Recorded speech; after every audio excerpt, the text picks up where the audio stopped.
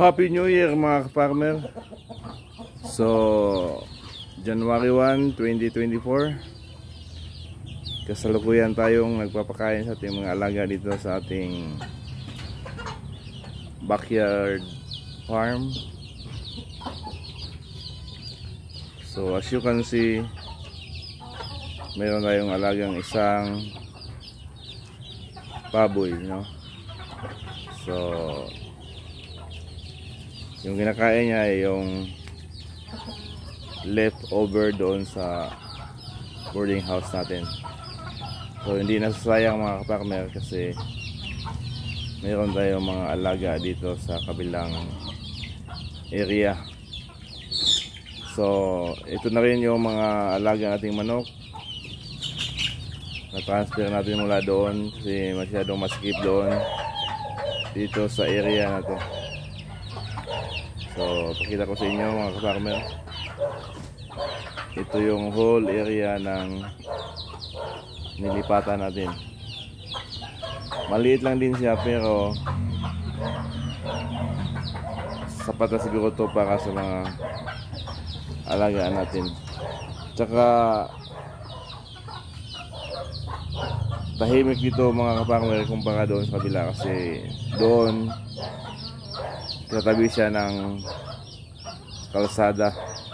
So maraming dumadaan na mga sasakyan, mga motorsiklo na istorbo yung mga alaga natin. So yan.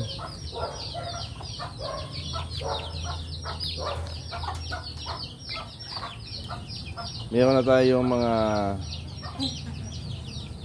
sisiw na pinakawalan kanina mga ka-farmer.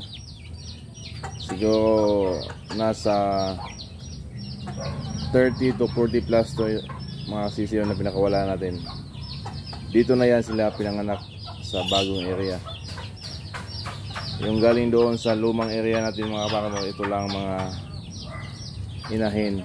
1, 2, 3, 4, 5 inahin.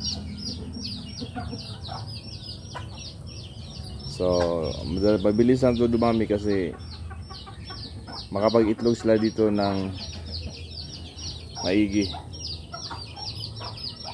So as you can see, mayroon tayong sisiw na hindi pa napakawalan. Nasa kulungan siguro mga 20 piraso yan. Yan yung late na hatch. Ito yung mga nauna. So yun.